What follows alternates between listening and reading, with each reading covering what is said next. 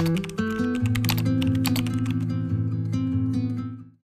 morning. It is already somehow the middle of March, and I am already behind on my reading goal. So I thought I would take the day today to get some major reading done. I have got my specialty coffee all ready to go. I'm in my cozies, so I thought I'd take you along with me. So I am currently reading Marple, which is a mix of Agatha Christie's mysteries written by modern day authors. I'm really enjoying it. It's really cozy and I like being able to read a full story every single day. I'm at about halfway through, but because I really want to sit down and get some major reading done today, I just don't think a short story is going to do it because I feel like it will tempt me to take more frequent breaks. You know what I mean?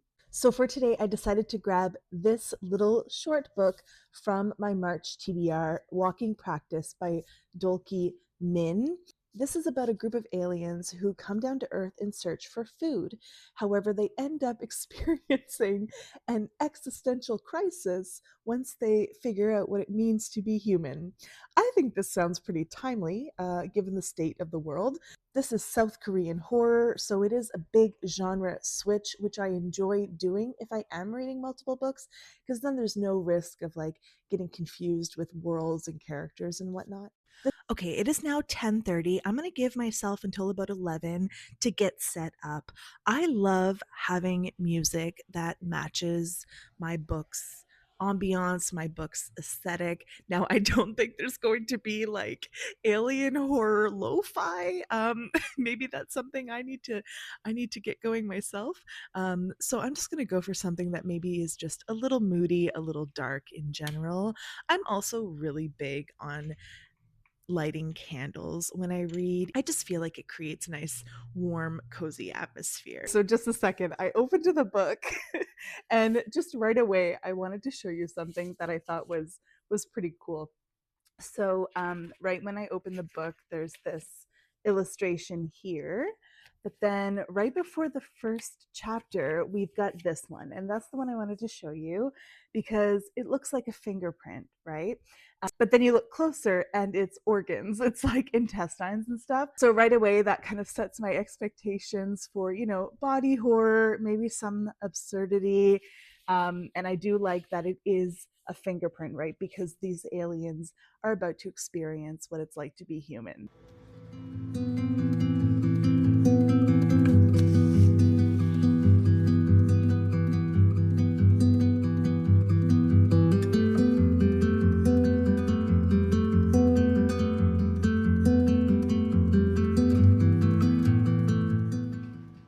Okay, first hour is down. I got to about 30 pages and I am absolutely loving it.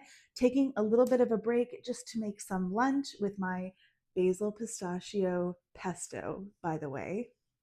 So good. So I'm really liking it. It's very much stream of conscious narration. Like at some point, the narrator even writes ha ha ha ha. So it's really enjoyable, super easy to read, very fast paced.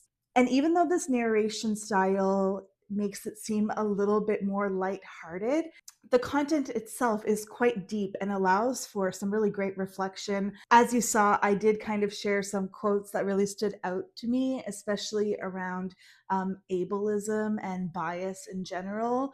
So, without any spoilers, the first 30 pages were following this, what I believe is an alien who has taken the form of a young, beautiful, objectively woman. And she's on the hunt for her next meal. And this hunt involves following a man who has been very rude, very misogynist. And so we're obviously being built up to be on her side for all of the female rage. So I love that. I really can't wait to just keep reading, but this time with some pesto.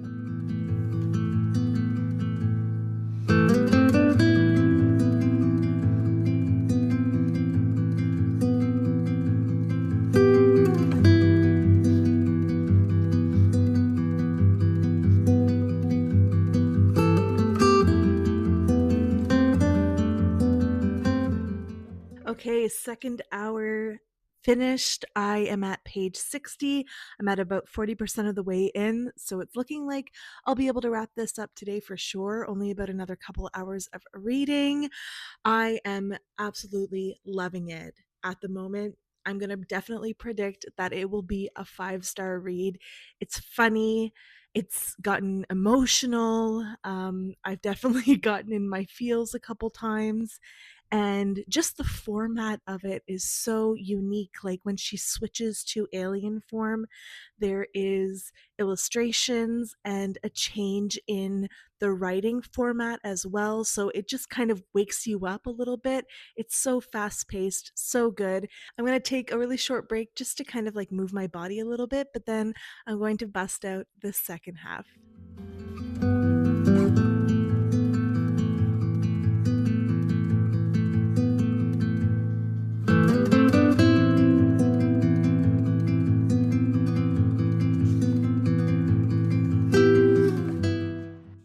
Okay, so I had to stop reading for a minute because it's gotten quite difficult to read.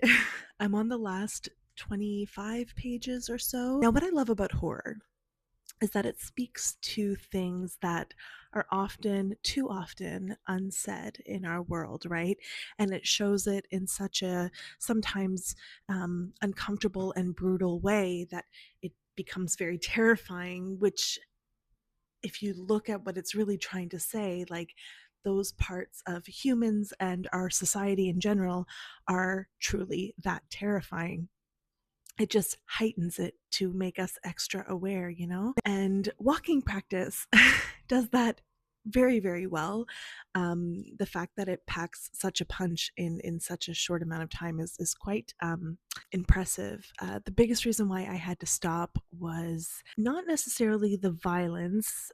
It definitely is pretty heavy on the body horror for sure, but what has been most disturbing has been the thoughts of this alien while it's interacting with humans and its meals. There's one interaction in particular where he's meeting up with somebody who is a fat woman, and that experience is so fat phobic. And initially, I was just kind of disgusted by it, and I was just really taken aback by the language, quite offended, honestly. But then as I was kind of looking through the rest of the book, I was like, no, actually, gradually, this alien is treating more and more people that same way. And it just kind of builds up throughout the book. So at the beginning, as I said to you earlier on, I was kind of like on this monster's side, right? Because I was like, yes, destroy all the bad humans.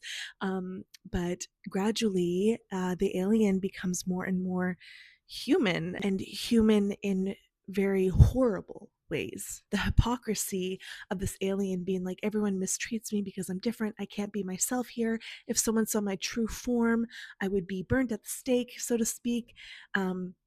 But gradually, they're doing the same thing to humans. So I'm very curious to see where these last 20 pages are going to lead me. So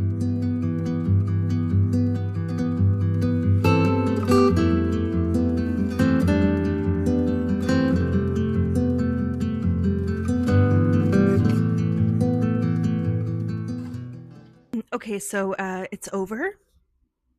I'm feeling extremely overwhelmed. I think this is the most overwhelmed I've ever felt reading a book. I feel like I need to cry, and I don't know why.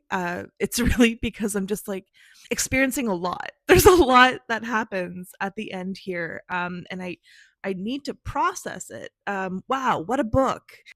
If you are new to the body horror genre, if you are new to South Korean horror in particular, I wouldn't recommend this book. This has a lot of potential triggers in here. I would maybe recommend something a little bit more along the lines of like Cursed Bunny, which is a bunch of short stories. And I feel like that one is a good intro piece.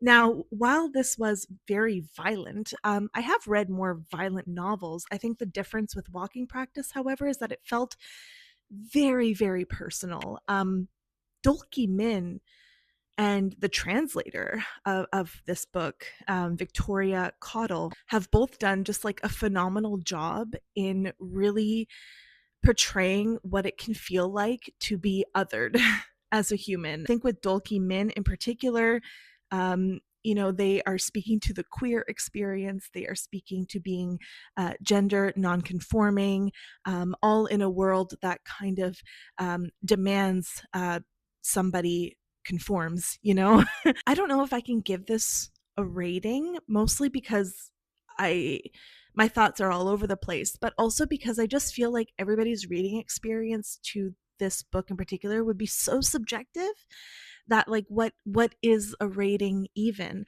I guess I could give it a high rating for the author and for the translator. Like as an experience, this book is incredible. Objectively, like it's an incredible book that does the job that it was set out to do. So with that, I'm going to say 5 stars. I'm not going to recommend it to everybody, but as I mentioned, if it's something that does interest you, just make sure you check those trigger warnings and make sure you're not brand new to South Korean horror. I might have more clarity around this book in my March wrap up, and I hope to see you there. Bye.